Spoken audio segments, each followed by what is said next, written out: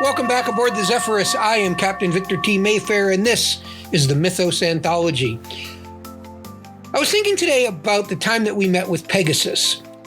Pegasus is, I think, one of the most easily recognizable characters from mythology, and yet one of the least understood. Simply, there is only one. We had the opportunity to meet with him in a very interesting place, and, well, let's jump right to it, and I'll let him tell the story himself.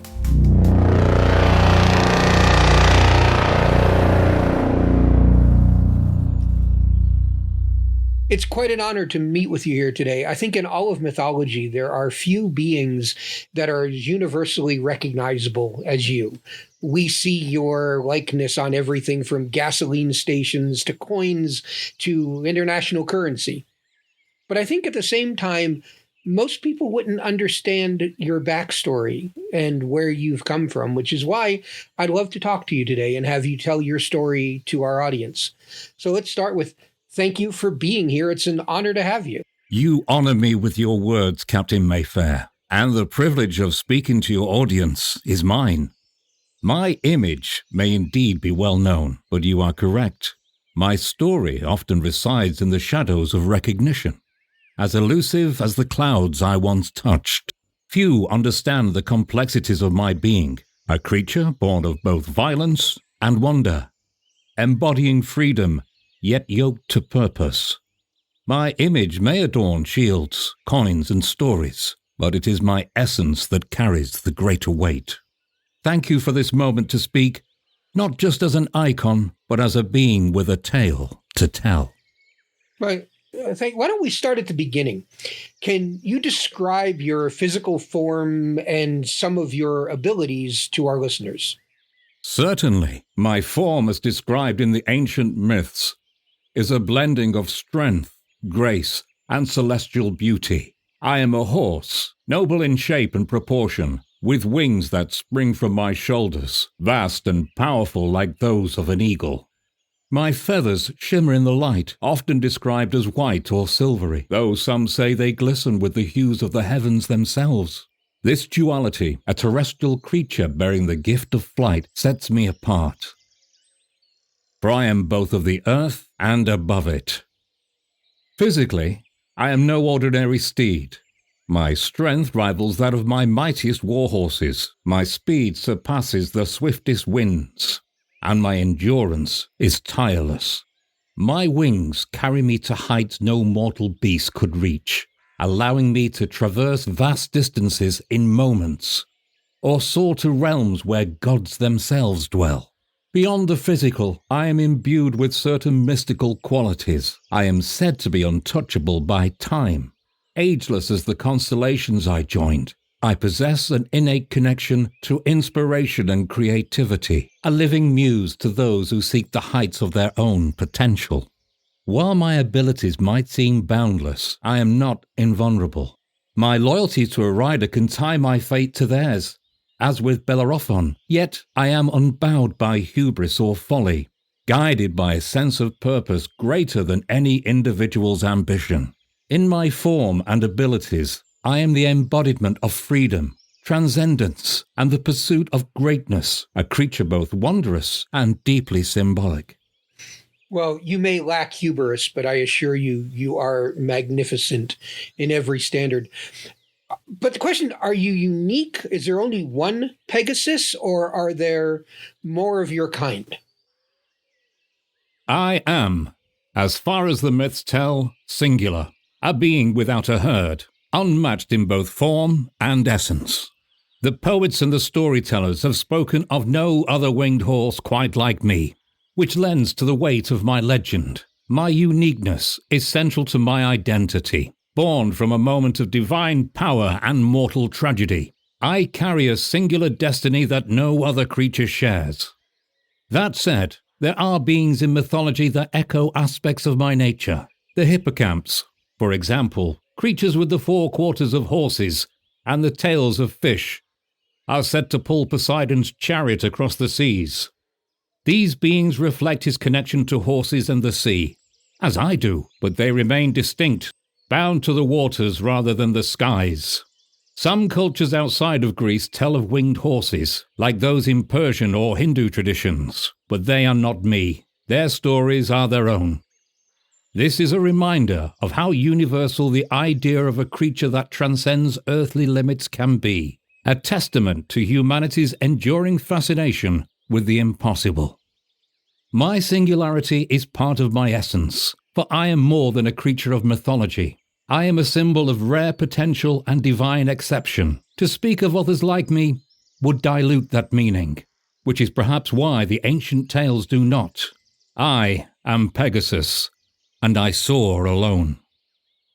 Could you describe your origins and how did you come into being? My origins are steeped in the intertwining of divinity, mortality, and the tragic consequences of hubris. I was born in a moment both violent and profound, springing fully formed from the blood of Medusa, the once beautiful maiden cursed by Athena and slain by Perseus. Medusa herself was a creature of duality. Before her transformation, she was a priestess of Athena, known for her beauty. But when Poseidon, my father, desired her, he defiled her in Athena's temple. In her wrath, Athena cursed Medusa, turning her into the Gorgon, a creature so fearsome that her gaze could turn mortals to stone. When Perseus, aided by the gods, beheaded Medusa, her blood mingled with the sea foam of my father Poseidon. From that union of earth, sea, and divine essence, I emerged, winged and fully formed, alongside my brother, Chrisaor, a warrior who embodies the strength of our shared lineage. Some say I was born with a thunderous cry, my wings beating against the skies if declaring my freedom. Others claim I took flight immediately, soaring into the heavens as though fleeing the earthbound chaos of my birth. Regardless of the details, my arrival marked the beginning of a life intertwined with both mortal heroes and the gods themselves. My origins, though tied to a moment of violence and sorrow, also symbolize creation from destruction, transcendence from suffering. Like the poet's verses that echo through time, I was born of a profound transformation, an enduring reminder that beauty and greatness can arise from even the darkest moments. We actually had the great pleasure of interviewing Medusa, your mother, and have heard that story from her side. But one of the things that we like to address on this show is inconsistencies in mythology, and your birth is one with multiple stories. Could you address some of those other explanations? Indeed, Captain Mayfair. There are variations in the tales of my birth. Such is the nature of mythology, where the truths are many and the contradictions often reveal deeper meaning. While the story of my emergence from Medusa's blood after Perseus' strike is the most celebrated, there are whispers of other origins in the murmur of ancient texts and oral traditions. One lesser-known account suggests that I was not born of Medusa's death, but rather sprang from her union with Poseidon, long before her transformation into a Gorgon. In this version, I am a child of their shared power, a blending of Poseidon's dominion over the seas and horses with the mortal beauty and vitality Medusa once possessed. This interpretation paints my birth not as a reaction to violence, but as a manifestation of divine creativity. Another version ties my origins even more closely to the heavens. Some poets suggest I was a creature of pure celestial essence, fashioned by Poseidon as a companion or emissary born of the winds and the waves. In this telling, my birth is a mythic creation story, an act by the god of the seas to send a creature capable of traversing both the earth and sky. Even within the main story, subtle differences emerge. For example, some account emphasizes that it was not merely Medusa's blood that birthed me, but the blood mingled with the earth, or the presence of her severed head, which carried the seeds of power. In these variations, my birth is tied more directly to the fertility and transformation of the land. These inconsistencies are not flaws, but reflections of mythology's fluidity. The stories shift and adapt, influenced by the culture, audience, and purpose of the teller. Each version adds a facet to my legend, illuminating a new aspect of what I symbolize: the reconciliation of opposing forces, the triumph of inspiration over despair, and the mysterious interplay of divine will and mortal action.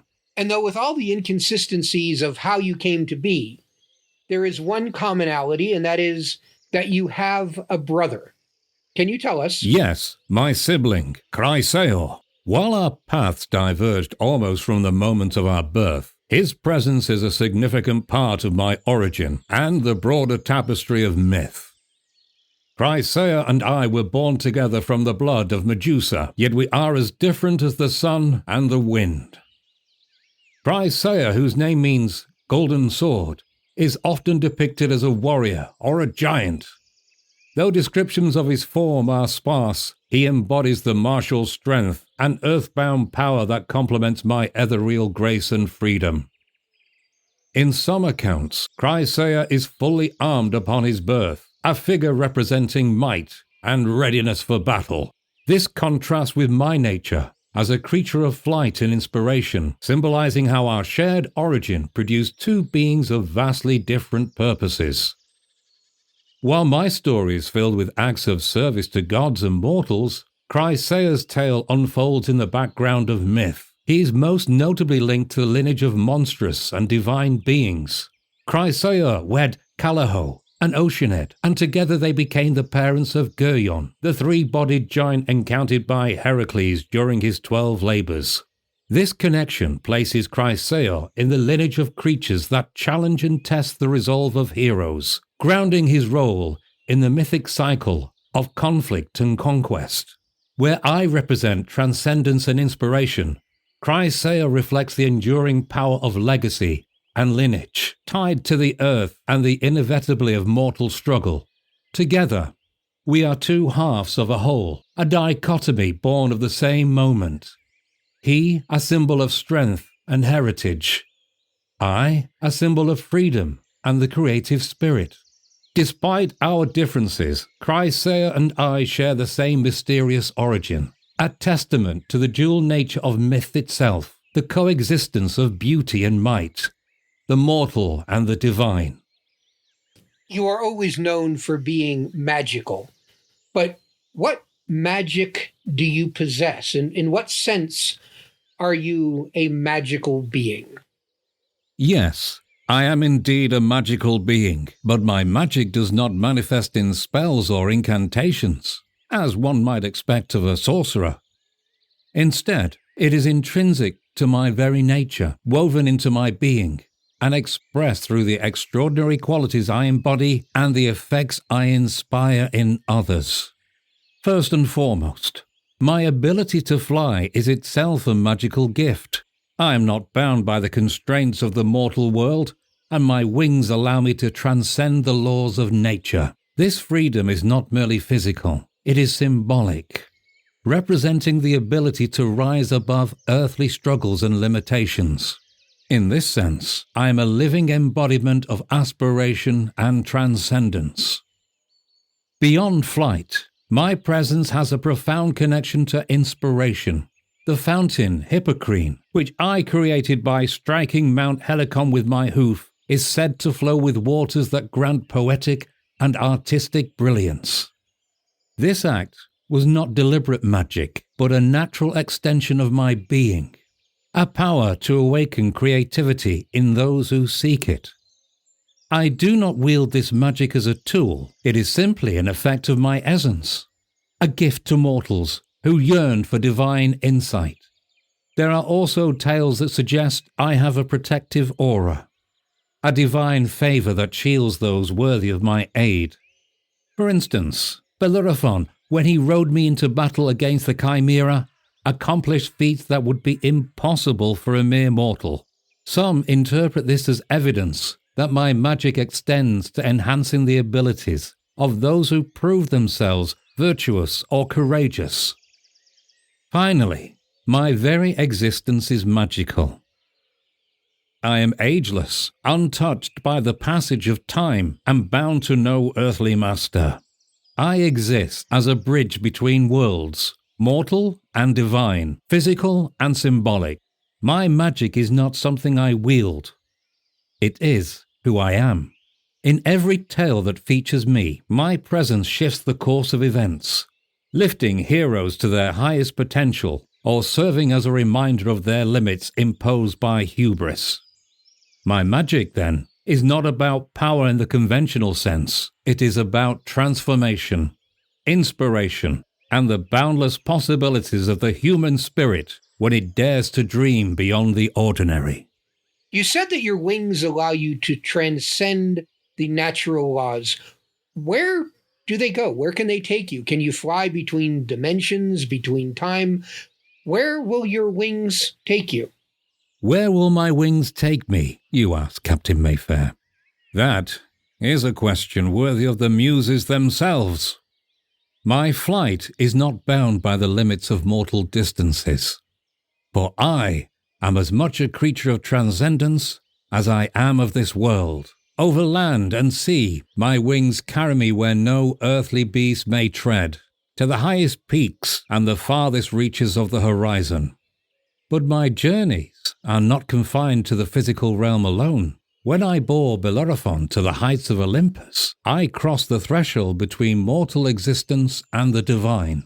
Such a journey hints that I am capable of traversing dimensions, breaching the boundaries between the world of men and the realms of gods. Whether I could carry myself or another into darker domains such as the underworld is untested, but my essence suggests it is not beyond possibility. As for time, well, that is a riddle wrapped in the wings of eternity. I am ageless, untouched by the flow of years, and I exist as a living bridge between past, present, and future. Could I fly through epochs as easily as I soar through the skies? Perhaps. If I cannot, it is not because I am incapable, but because I am unnecessary. After all, my legend already spans the ages, carrying inspiration through the hearts of mortals, long after my physical presence has faded. So, where will my wings take me?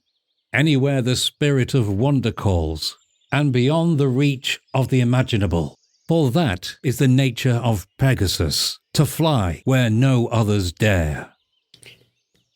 Your legend speaks of carrying only riders that are worthy. What does that mean? Captain Mayfair, worthiness is not merely a matter of strength or courage, but something far deeper. To ride upon my back is to claim a bond with the divine, and such a bond cannot be forged through mere desire or ambition. Worthiness, as I understand it, is a harmony of qualities, a balance of humility, purpose, and an openness to the greater truths of existence. Bellerophon, the most famous of my riders, serves as both an example and a cautionary tale. He was bold, resourceful, and capable, proving his worth through deeds like slaying the Chimera while astride my back. Yet his eventual hubris, his belief that he could ascend to Olympus and stand among the gods, revealed the limits of his worthiness. When he reached beyond his purpose, the gods cast him down, and our partnership ended. To be worthy of riding me is to understand the sacredness of the journey. It is to wield power with wisdom, to pursue greatness without succumbing to arrogance, and to recognize that my flight is not for personal glory alone. Those who ride with selfish intent or an inflated sense of entitlement find their grip falters and their goals crumble down like wings of wax. Moreover, there is a deeper aspect to worthiness. In carrying a rider, I become a partner in their destiny, and in turn, their destiny becomes part of mine. Thus, I choose carefully. A worthy rider is not simply one who seeks to achieve, but one whose journey aligns with the values I embody: freedom, aspiration, and the pursuit of a greater good. So, worthiness is not a matter of being strong enough to hold the reins or brave enough to mount a winged steed. It is a matter of the soul. Those who ride me must first understand themselves. For only in self-awareness and respect for the divine can one truly soar. If you don't mind, let's talk for a minute about your place in mythology in general. How did you interact with the gods or other mythical creatures? My interactions with the gods and mythical creatures are as varied as the stars in the sky.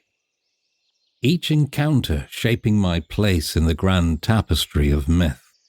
Poseidon, my father, represents my foundation. His wild, untamed essence flows through me.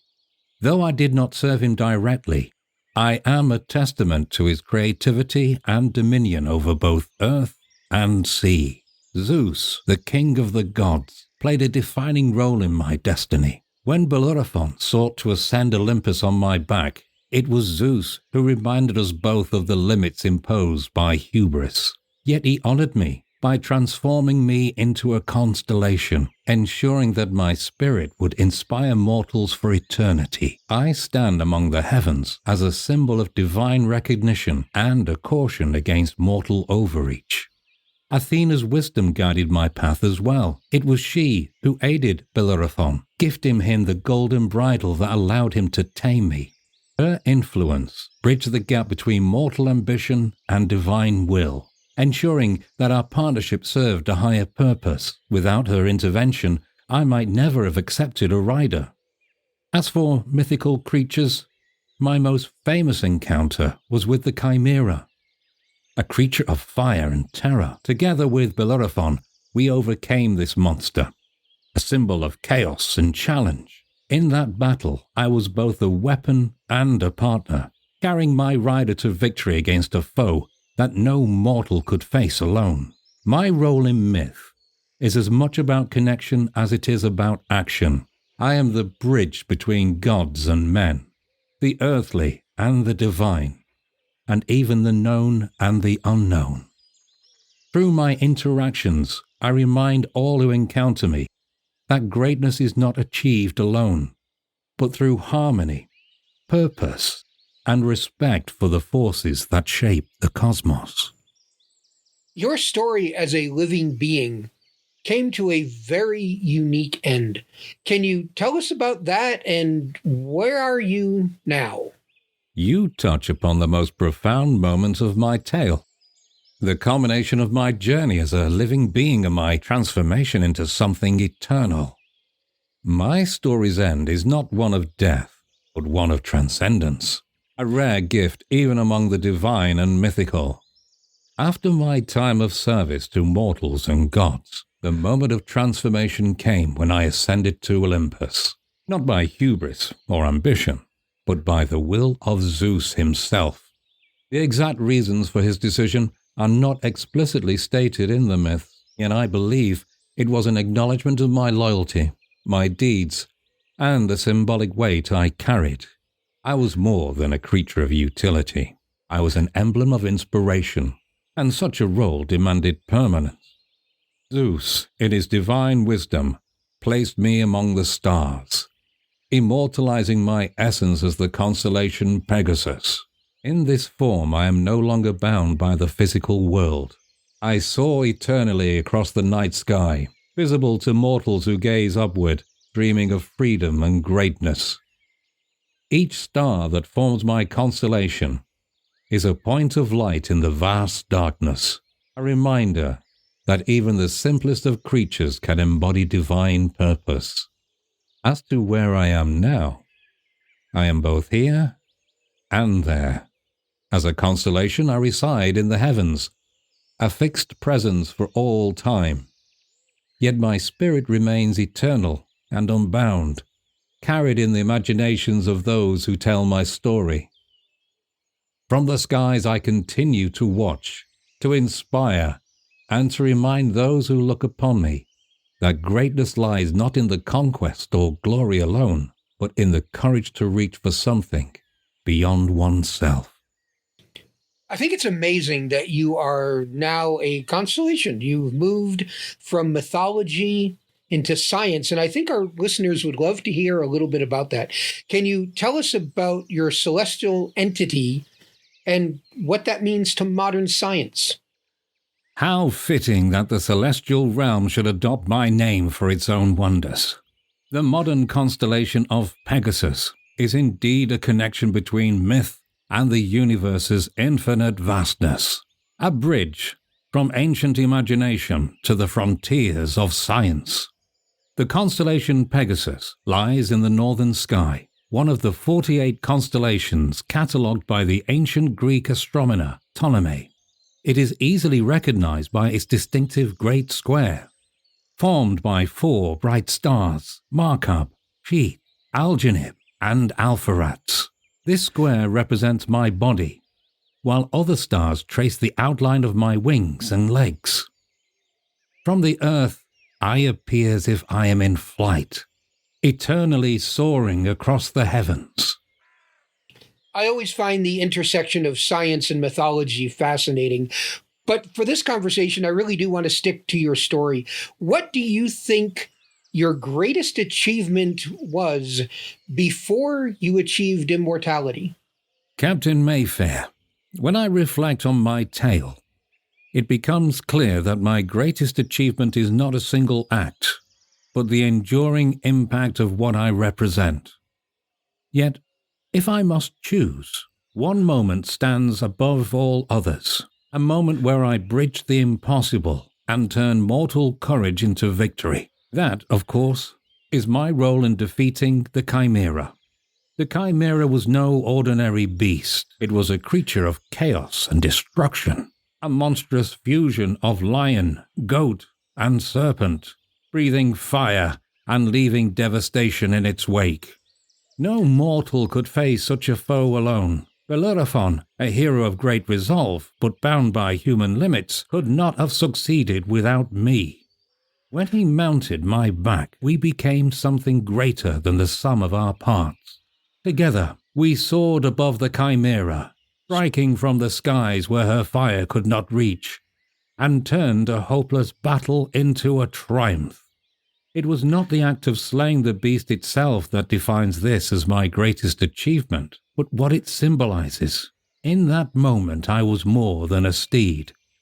I was a partner, a bridge between mortal determination and divine possibility. I carried a hero not just to victory, but to a realization of his own potential. That is what I strive to embody, the means by which mortals achieve the extraordinary. Beyond that singular moment, my greatest achievement may be the inspiration I continue to offer. The waters of Hippocrene flow with the essence of artistic and poetic brilliance, a gift born of my hoofs strike upon Mount Helicon. Every verse, every song, every dream born from those waters is a testament to what I represent. The power of imagination, the pursuit of beauty, and the transcendence of the ordinary. My story is filled with deeds of strength and courage, but my true achievement is the lasting legacy of inspiration, the spark I leave in the hearts of those who dare to reach for something greater. As we said in the very beginning of this interview, your image adorns everything from corns to shields to gasoline pumps. Why do you think that is? My image appears on shields, coins, and in countless stories because I am more than a figure of legend. I am a symbol, a manifestation of ideas that resonate deeply across cultures and ages. It is not just my form that captivates, but the meaning behind it.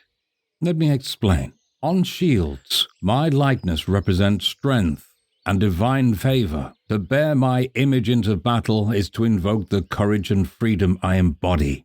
To remind warriors that the greatest victories come not from brute force alone, but from wisdom, resilience, and the inspiration to rise above.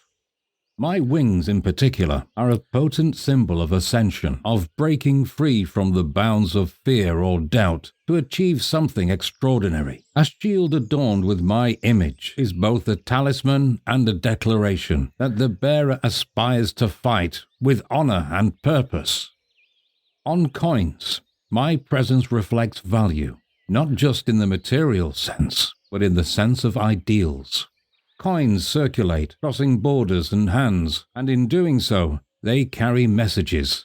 To stamp my image on currency is to proclaim a connection to the divine, to freedom, and to inspiration. It transforms a mundane object into something aspirational, a reminder that wealth should serve higher ideals and that prosperity often comes from daring to dream. In stories, I am a muse, a living metaphor for inspiration, creativity, and transcendence. My appearance in these tales reminds listeners and readers of the power of imagination, of the ability to rise above trials and limitations. Art and literature endures because it speaks to the universal human yearning to achieve greatness, to touch the divine, and to overcome the impossible.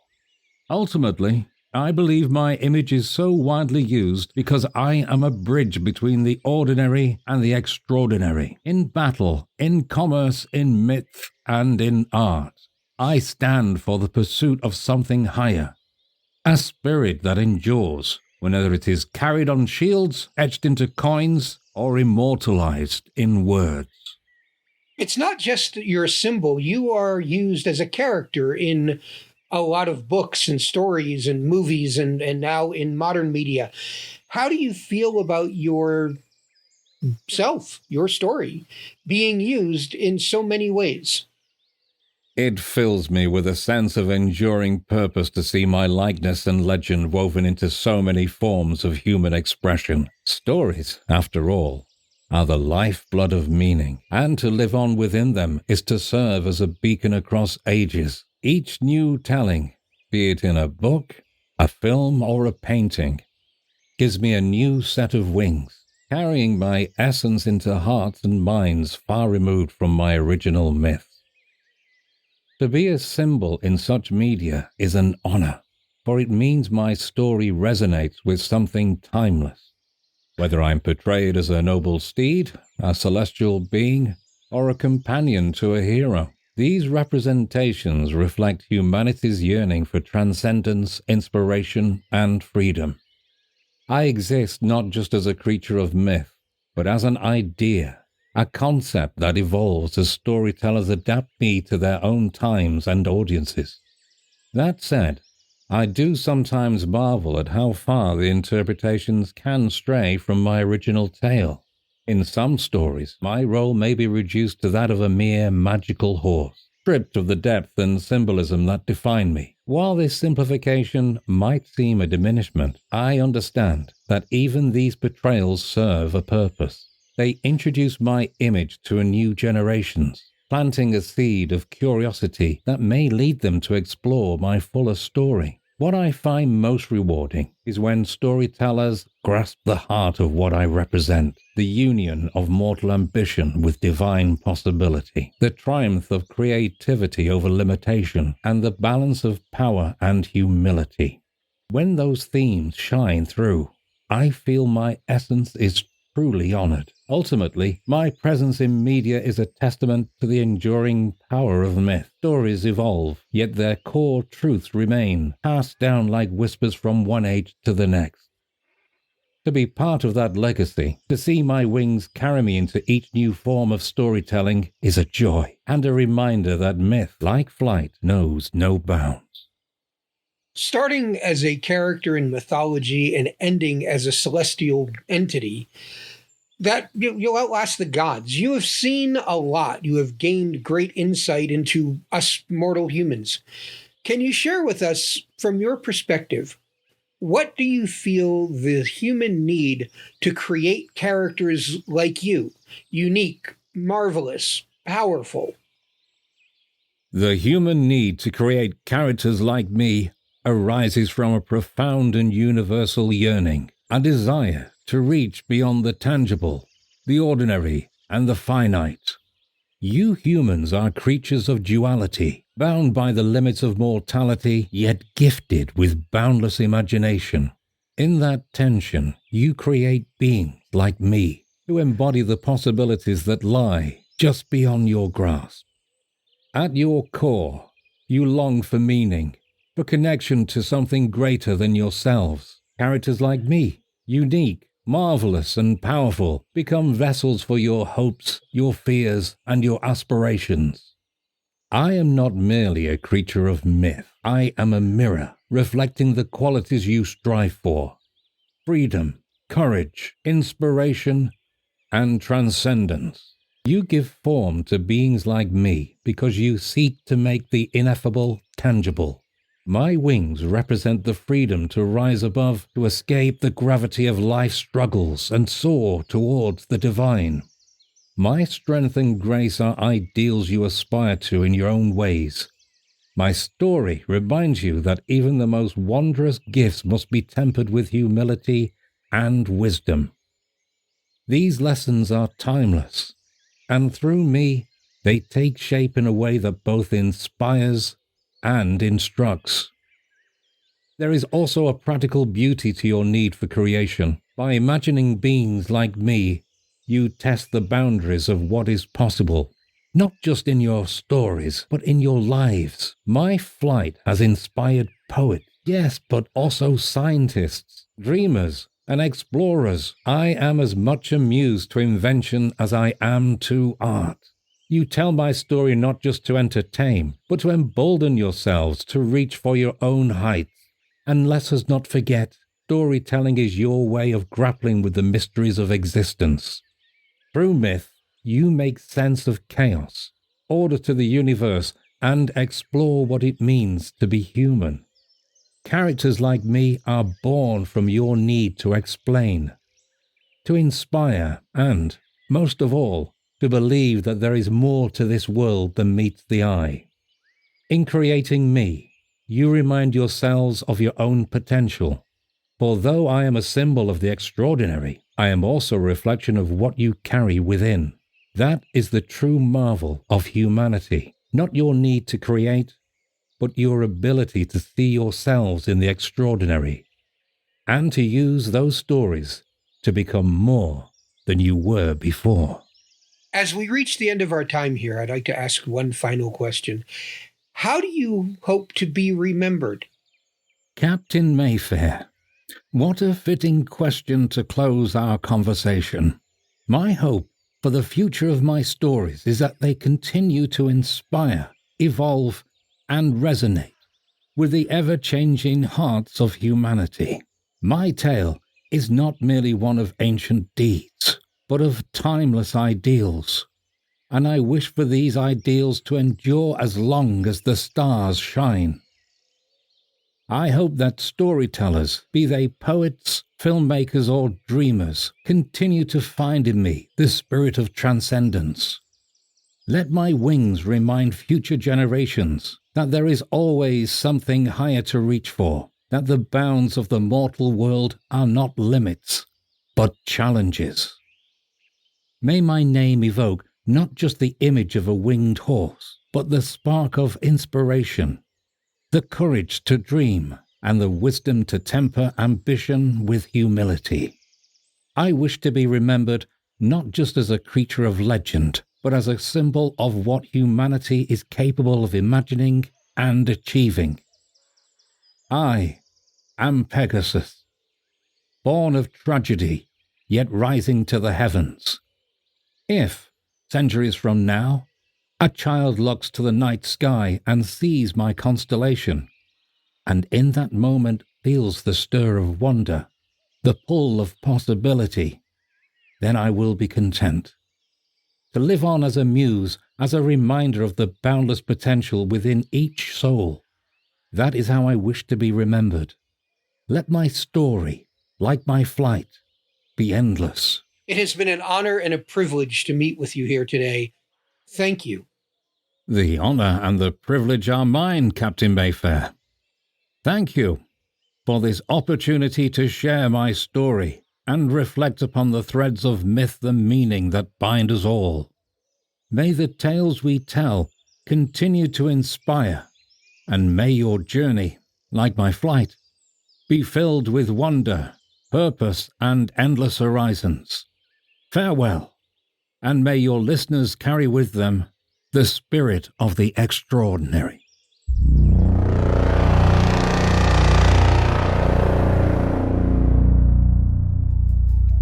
Thank you for being part of Mythos Anthology.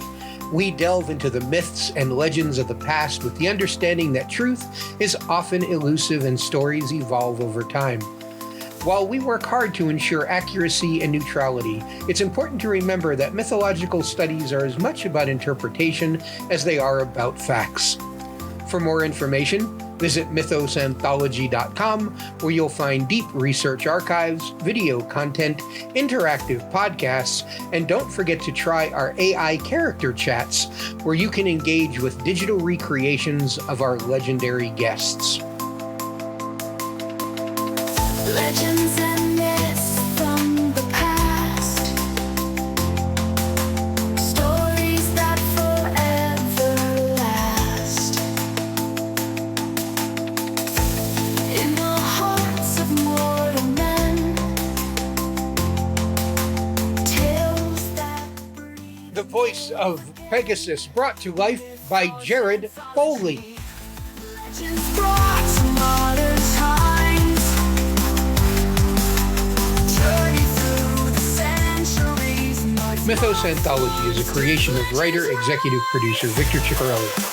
All content, including audio, video, and written material, is protected under copyright law 2025 Pihana Productions. All rights reserved.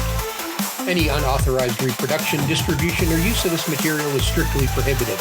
This episode includes material generated with the assistance of ChatGPT, an AI development of OpenAI used under license. All content has been reviewed and edited by the Mythos Anthology team to ensure accuracy and consistency. For more information, visit mythosanthology.com. Mythos Anthology, where echoes of ancient myths resonate with modern tools and creative minds.